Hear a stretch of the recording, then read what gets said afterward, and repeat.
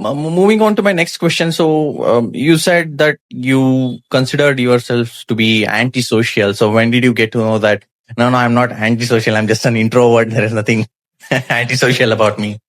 The term for introversion came out from a book, Susan Cain. I can't remember what year it came out. It came out years ago. And, she was talking about it, and I began studying like the science of it and what it all means. And then they came out with, they have like tests and things that you can take to see what kind of introvert you were. So it really, in a lot of ways, empowered me. I think the biggest thing that Susan Cain did was let us know that, hey, there's nothing wrong with you. You just operate differently. Like, you have to understand that the way that you win or the way that you're going to be successful is going to be different than your extroverted peers. Mm-hmm. Okay. So from the book that you got to understand that there is something called introversion, and then you got deep into it and enhanced your skill from there. Relating back to an earlier question where you mentioned about shy extroverted people. So I just want to get the differentiation or disparity between the shyness and introvertedness. Is it the same, or or is there any overlap? Yeah. So the thing about it is that not all introverts are shy, and not all extroverts are like outgoing. Okay. It's a very common myth.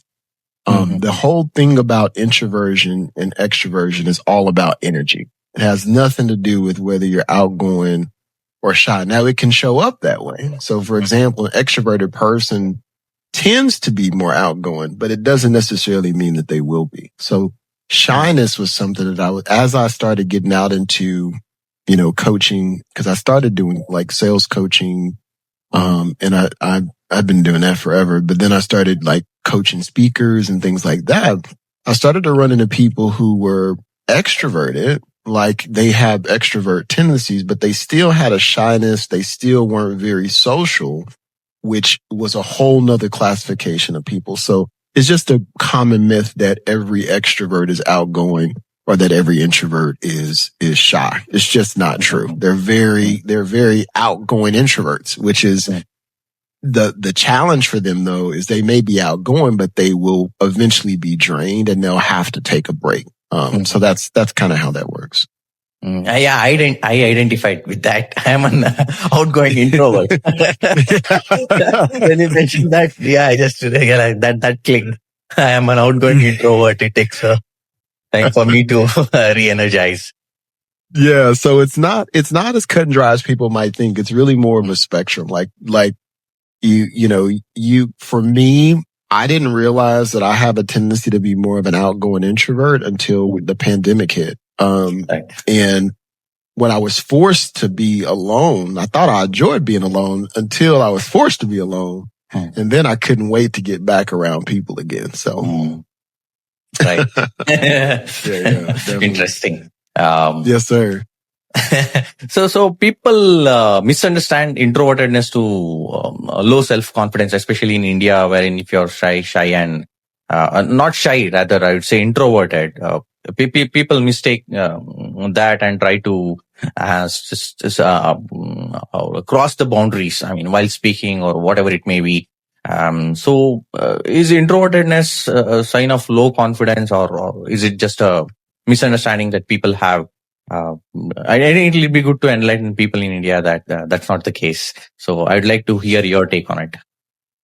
Yeah, introversion is definitely not associated with low self-confidence. There are people with low self-confidence that will appear to be introverted or may also be introverted, but it truly does not. I mean, if a lot of your, in the States, like Michael Jackson, Steve Jobs, which was the guy from Apple, like these are introverted people, but nobody would say that they lack confidence, right? Like there's no lack of self-confidence when it comes to that. So introversion has been connected to a lot of things, but being an introvert does not make you less self-confident. It's just something that sometimes is connected.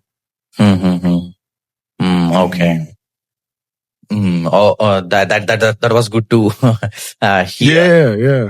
That was more sort of a general take on like introversion, extroversion. I've written down some points that I'd like to cover without missing, so that we create some sort of a framework for people, kind of a tool to take along with them as a mindset in terms of work, relationships, and work. I think that will be really helpful by creating a contextual kind of a framework. So let me start with the first one, which is with respect to the work. So in work meetings, usually introverts, they usually don't speak up unless they're asked to, right? And we tend to think, okay, how might this land to another person? Would it sound right or not? So how do we get our point across within the time so that we do not miss that bus and get on the bus before it leaves the station? So if you could just give your opinion about that. I'll tell you, one of the things that I really learned to master in those settings is asking questions to get the people to talk and say what you want to say.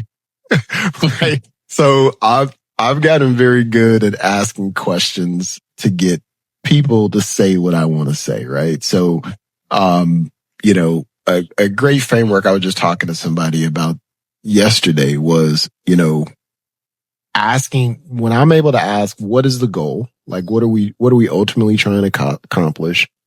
What is the risk of not hitting that goal? Right. And then what is the benefit if we do hit that goal? Right. And then giving them a choice. Now that's a lot of framework to go over in a very short video, but right. The ultimate goal is to really go into it and listen, which we're great at. And really, when you talk, learn how to frame what it is that you want to say in the form of a question to get other people to think, that enjoy talking, and they'll do the talking for you. So that's the shortest version I can give you on that. Okay. Guide them where you want the conversation to proceed so that we are all on the same page without missing out that chance to become visible in the organization. Absolutely, because the person who asks the questions is really who's guiding the conversation, right? So if I'm able to ask the right questions, then the people who enjoy talking will take the conversation where I want it to go. Oh, then they'll take the conversation. Oh, okay. Now we connected. It's just that I put an amber to the fire and it started burning. That's what I wanted. Absolutely. Yes. That was fantastic to hear.